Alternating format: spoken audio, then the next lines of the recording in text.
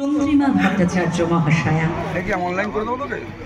মঙ্গল আরতি এবং তারপরে ঈশ্বরের কাছে প্রার্থনা যেন তার দাদা সুস্থ থাকে, ভালো থাকে, যেন ভবিষ্যৎ উজ্জ্বল হয়, সুন্দর হয়। এই মুহূর্তে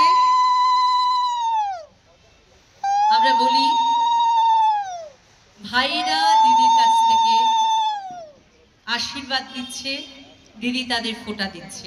প্রজ্বলিত অগ্নি, সেই সুন্দর প্রদীপ থেকে সেই প্রদীপের যে আলো, ধানে দুর্বায় শুভাশিস ভাইয়ের কপালে, ভাইয়ের মাথায়, সবশেষে মিষ্টিমুখ, প্রণাম এবং প্রীতি উপহার পরস্পরকে।